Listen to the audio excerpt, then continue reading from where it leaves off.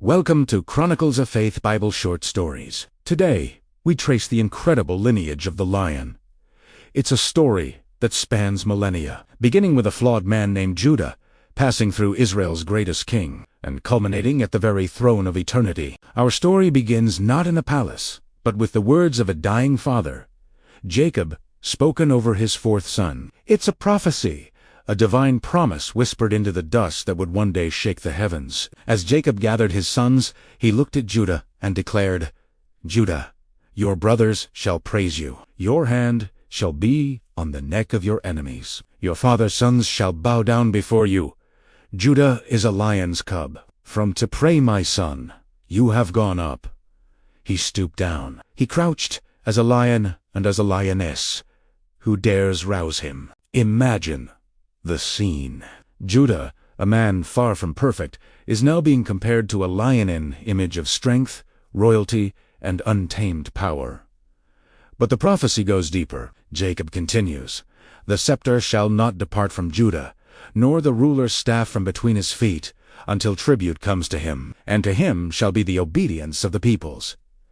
This wasn't just a blessing. It was the establishment of a royal line. A scepter, the symbol of kingship, would belong to Judah, as a descendant. A future ruler, a king of all peoples, would emerge from his lineage. The prophecy paints a picture of immense prosperity and authority. A king so mighty he tethers his donkey to a choice vine and washes his robes in wine. But who was this man, Judah, to receive such an honor? His past was complicated. He was the one who suggested selling his own brother Joseph into slavery. He was deceived by his daughter-in-law Tamar due to his own failure to uphold his responsibilities. He was, by all accounts, a flawed human being. Yet something changed within him. Years later, we see a transformed Judah standing in Egypt before a powerful governor, who was secretly his long-lost brother, Joseph.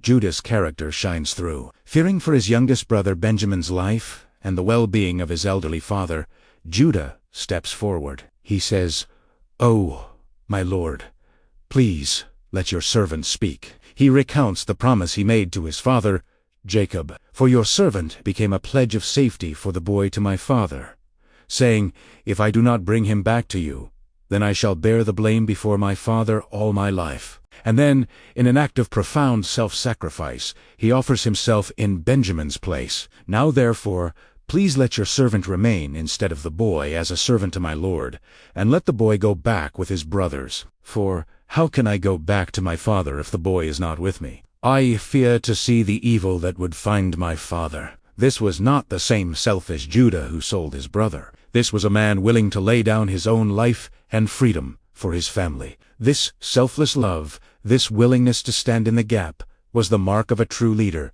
a precursor to the lion-like king who would one day come from his line. Judah's transformation from betrayer to protector was the fertile ground in which the seed of Jacob's prophecy could take root. Generations passed. The Israelites escaped Egypt and wandered in the wilderness. When it came time to organize their camp and their march, God gave a specific instruction. The tribes were to camp around the tabernacle, but one tribe was given the position of honor and leadership. "Those who camp on the east side toward the sunrise shall be of the standard of the camp of Judah. They shall set out first on the march." The tribe of Judah, bearing the standard of the lion, was to lead the way, positioned towards the rising sun, a symbol of new beginnings and hope. Even after entering the promised land and after the death of their great leader Joshua, the question of leadership arose again. The people of Israel asked the Lord, "Who shall go up first for us against the Canaanites, to fight against them?" And the Lord's answer was immediate and decisive. "Judah shall go up. Behold, I have given the land into his hand." Time and again, Judah was chosen to lead, to be first, to be the vanguard. The prophecy of the scepter was slowly, steadily coming to pass. Judah wasn't just a tribe. It was a promise in motion. Centuries rolled by. The nation of Israel was established, but it was a kingdom divided in heart. The tabernacle, God's dwelling place, was temporarily in the territory of Joseph's descendants, but the heart of God was set elsewhere. The psalmist tells us, "He refused the tabernacle of Joseph, and chose not the tribe of Ephraim, but chose the tribe of Judah, the Mount Zion which he loved." God's choice was firm. He selected Judah's territory, specifically Mount Zion in Jerusalem, as the place for his permanent sanctuary. And it was from this chosen tribe that God would select his chosen king. The scripture continues. He chose David also his servant, and took him from the sheepfolds. David, the shepherd boy from Bethlehem in the land of Judah, was anointed king. The scepter prophesied by Jacob was now firmly in the hand of a son of Judah. King David became Israel's greatest king, a man after God's own heart, who established Jerusalem as the nation's capital and brought the Ark of the Covenant to Mount Zion.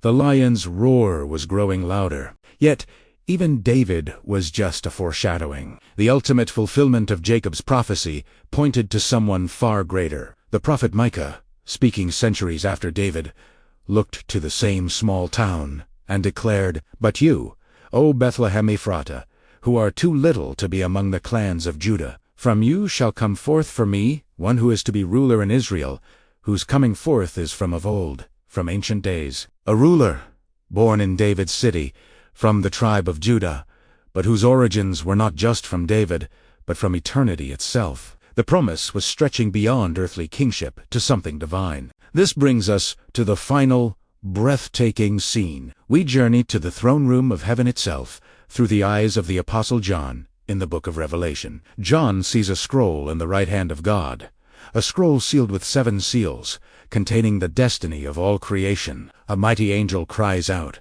"Who is worthy to open the scroll and break its seals?" A heavy silence falls over all of existence. John writes, "And no one in heaven or on earth or under the earth was able to open the scroll or to look into it." The weight of this moment is immense. No prophet, no king, no angel was found worthy. Humanity's hope seems lost. John, overwhelmed with grief, begins to weep loudly. All of creation holds its breath. Then one of the elders speaks to him, his voice cutting through the despair. "Weep no more. Behold, the Lion of the tribe of Judah, the Root of David, has conquered, so that he can open the scroll and its 7 seals. The Lion has arrived." The prophecy given to a flawed man thousands of years earlier finds its ultimate fulfillment. The lineage that began with Judah, that was established in David, now culminates in this majestic cosmic figure, the Lion of the tribe of Judah. He is the Root of David, both his descendant and his source.